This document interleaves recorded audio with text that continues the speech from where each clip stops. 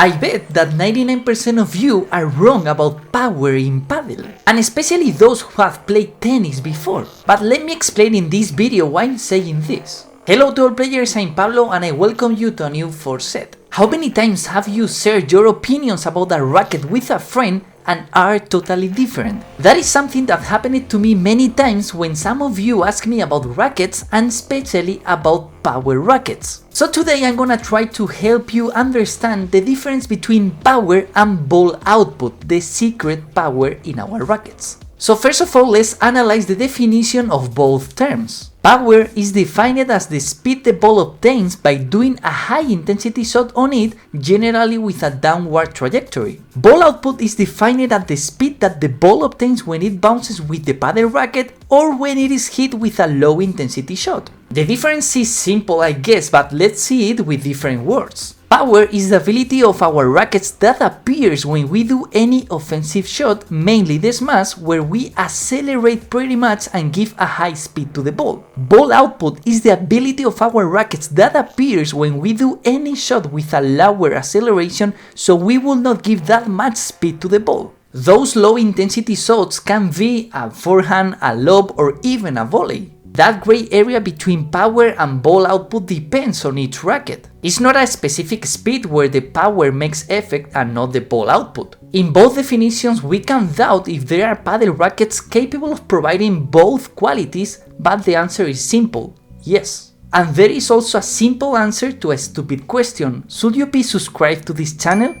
Yes, please. Now it's time to understand better how a paddle racket with power is. Because depending on the composition of the materials, the rackets can allow us to be more aggressive in our shots. Therefore, you must look at the materials of the racket that will make it more offensive for that kind of players. And first of all is the rubber. The stiffer and denser the core is, the more responsive the paddle racket will be in high intensity shots. Paddle rackets that incorporate soft rubbers suffer a greater absorption of the impact to the ball, so the speed of our arm is not fully transferred to the ball. It is called stretch bed effect because of the similarity of the penetration of the ball in the racket. Second, the fibers. The greater the stiffness of the fibers used on the face of the racket, the greater the responsiveness to the high intensity shots will be. Carbon fiber is stiffer than fiberglass, so it deforms less and better transfers high speeds to the ball. Once we have reviewed how a power racket is, let's go to understand better how a racket with a high ball output is. And first of all, again, is the rubber. The softer and more elastic the core is, the higher the ball output of the racket will be. The rackets that have soft rubber cores, like soft or ultra soft, are the ones that will have more bounce and output. Second, the fibers. The more elastic the fibers used on the racket, the higher the ball output will be. As a general rule, the fiberglass will be more elastic than the carbon fiber. However, the resins used in the fibers can modify their performance and stiffness. In addition,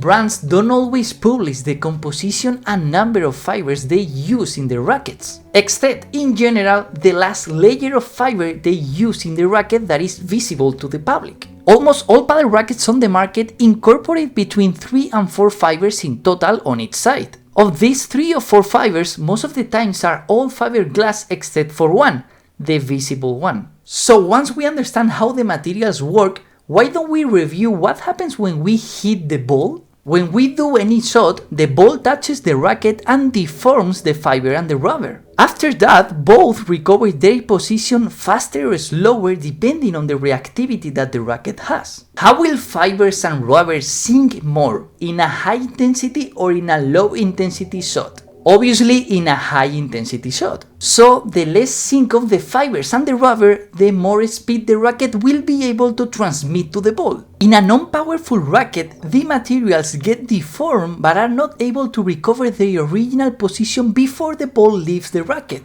So at that moment the ball loses speed because of the lack of reactivity of the racket. But what happens in a low intensity shot? In a racket with a high ball output, the materials will deform but recover their original position before the ball leaves the racket. In other words, the materials push the ball and add speed to it. As a picture is worth 1,000 words, let's try a simple experiment. Here we have the Wilson Pro Staff LT-V2, a racket that incorporates soft materials. Notice how the materials sink and push the ball out. As it is a low intensity shot, the materials have time to recover their original position and push the ball. Now let's look at the Wilson Vela, a stiffer racket. The ball hits the racket and we can see that now the materials in the same low intensity shot do not deform as much. In this case, the ball will achieve less speed. And that's why sometimes when we try a racket, we feel that the racket helps us to pass the ball to the other side of the court. But on the other side, when a paddle racket has a high ball output, most of the times has the opposite effect in power. And we can see that when we do a smash and we feel that the racket are not transmitting the speed to the ball properly. What really happens there is that the materials couldn't recover their original position before the ball left the racket, so the ball lost speed. So with all this info, what kind of racket should you choose? Sometimes when your paddle level is not that high, we cannot surpass that gray area I told you before.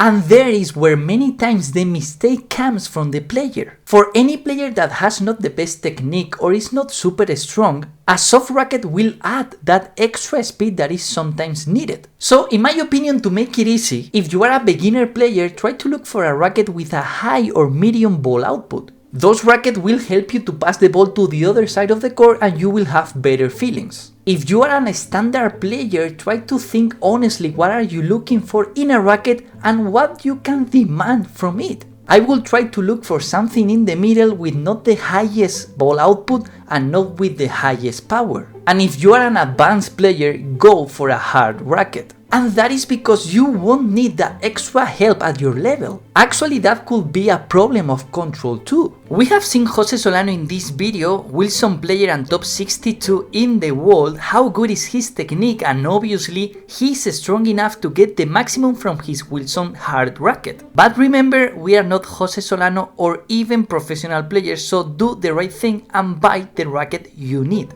For all those who have played tennis before, don't get crazy. Padel is the other way around. The harder the racket, the more powerful it is. I know that in tennis, the more tension in your strings, the less powerful. But in Padel, it's this way. So after all this info, do you have any doubt regarding power or ball output? Leave it in the comments, don't forget to like this video and share with your friends, and thank you so much for watching it. See you!